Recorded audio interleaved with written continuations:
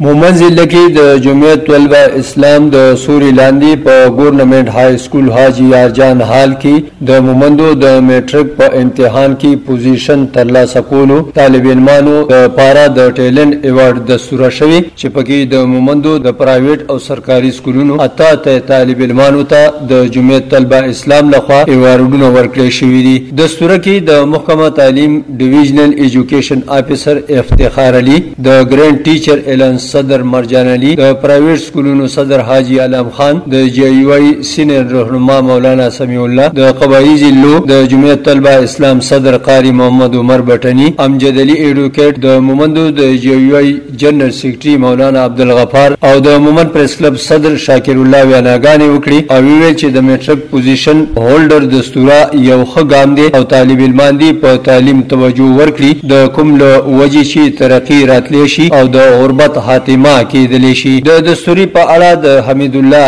ویناوه پوره نه ده او نه دا زما او نه د دې خلکو ذمہواري ده، دا د انتظامیه ذمہواري ده. دا ضلع چې کومه ده دا یو مالامال د مدنیاتو نه او دې ضلع کې مختلف قسم سکالرشپ کول پکار دي. ټیک ته د میټرک پورې دا په یو سرکاري سکول کې د الګ سبق وای او د میټرک نه پس کوم دا به چیرته ځي د سره دا فیس نشته چې دا دې نه غلنې تلاړ شي یا د پساپو نه غلنې تراشي یا د ګندون لې اکاونټ ته کوشي دومره چارج دوی سره نشته. موږ له پکار دي چې داسې مومنت ډیمز کم پروجیکټ کې کې موږ سره د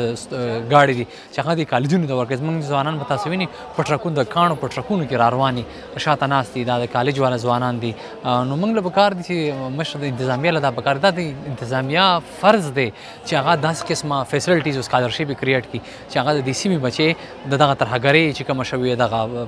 خلک چې دلته هجرت کړی هغه بیا دې سیمې ته راولو، بیا دلته د تعلیمي معیار ورکو، دلته کالجونه ښه ورکو، سکولونه ښه ورکو چې دا وطن دا سیمه ځوان ته چې کوم دی بیا دغه طرف ته ګندګۍ طرف ته سوچ ته لاړ نه شي او دا سیمه او دا خاوره چې کومه ده دا بیا د یو جنګ ښکار. د ګرینډ ټیچر اعلان صدر مرجان علي ویل چې دا قسمه دستوري سرکاري ادارو او نورو شتمنو خلکو له هم پکار دي چې د طالب علمانو حوصله افزایي وکړي شي. دوی وایي الحمدلله نو نن زمونږ په سابقه پاټا کې پی میلم چې کوم دی ټول سکولونو ته هغه روانې دي، خو بدقسمتۍ سره دغه سوچ والا خلک نشته دی، دغه ذهن والا خلک نشته دی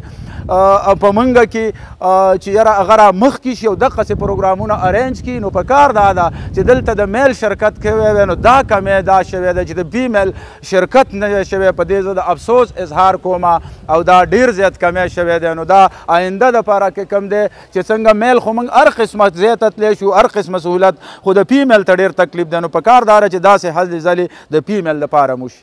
د دستوري په آخره کې د جمعیت طلبه اسلام لخوا د میټرک پوزیشن هولډر په طالب علمانو انعامونه او شیلونه هم تقسیم کړي شو. د جمعیت طلبه اسلام مومندو وینا ده چې را روان کال کې به هم د پوزیشن هولډر لپاره دا قسمه دستوري کولی شي.